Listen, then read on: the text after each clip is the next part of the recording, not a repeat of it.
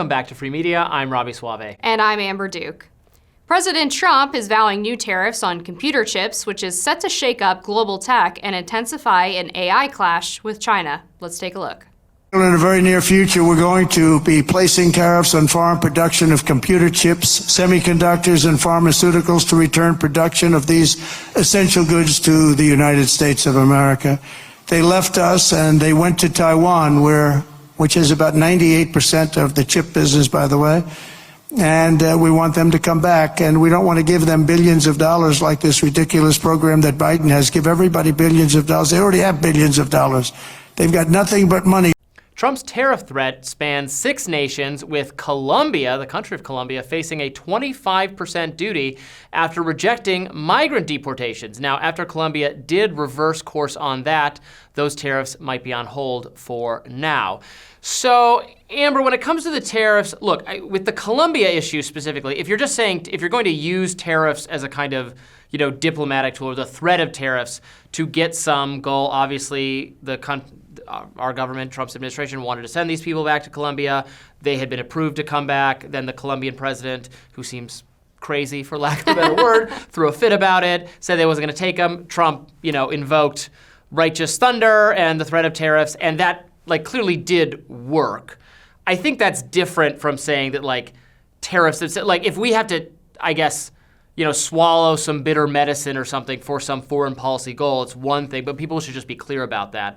I am much more skeptical of the goal of putting tariffs, for instance, on the Taiwanese chip manufacturers and saying that's going to lead to our own economic prosperity, or we're going to get a domestic chip manufacturing thing going. I just think, and we've talked about this before, but the regulatory and environmental and labor costs of doing things in the US is real prohibitive. And unless you're going to start really getting in there and ripping up that stuff, which is fine by me, we can do that, it's not going to happen. Yeah, and Trump did a lot of deregulation in his first term, so I hope he does that specifically with the pharmaceutical and chips industries, because these two are really key in terms of protecting national security. I mean, Taiwan obviously is at constant threat of being invaded by China. The US government, most of its technology uses chips that are manufactured in Taiwan. I think it's crazy that our defense sector is using chips that are not made in the United States. I mean, these are susceptible to all kinds of foreign threat, hacking, not the least of which. And pharmaceuticals, we saw during COVID the problem with PPE when China cornered most of that market, and we were entirely dependent on the country that was responsible for the Wuhan flu, sending us masks and other protective equipment when we were trying to fight it. So I think those two industries specifically are actually pretty ripe for a tariff threat. And then when we look at Mexico and Canada, those are two countries where he's taking more of the Colombia tack. You have to play ball on the border, or else we're going to hit you guys with these excessive tariffs. And we've talked about this a lot, about the potential for price increases. And I've said I think that's a valid concern. I don't think it'll raise prices as much as you probably do. But with all of that being said, I think the broader question about tariffs is one about culture, right? And American society and the labor force. And whether you believe that America is sort of like a shopping mall for the rest of the world and we just want the cheapest goods no matter what the external costs might be, or if you think that there is some value in actually protecting the American labor market to a certain degree where people can actually make things here and have gainful employment, make good wages, and feel productive because they're actually creating a product from start to finish as opposed to just working in the service industry. Yeah, that is where we start to part ways. Look, I'm fine to have a powerful, robust, and protected American labor force if the thing making it so that American labor can't compete is, again, these regulations that we agree on clearing out of the way, and I'm glad Trump has done that. I hope Trump continues to do more to deregulate on energy. He's signaled that he's going to do that. Doug Burgum has signaled the importance of that. That is absolutely, obviously going to be key. But even as we saw, now we have this news about AI from China coming out with requiring actually much less computer processing power, supposedly, to sustain it. We don't know. Yeah, what's it called again? Says is DeepSeek. I keep thinking of deep fakes. I keep thinking of Deep Thought, which is the from the Hitchhiker's Guide to the Galaxy, the computer that is, I think, a parody of Deep Throat.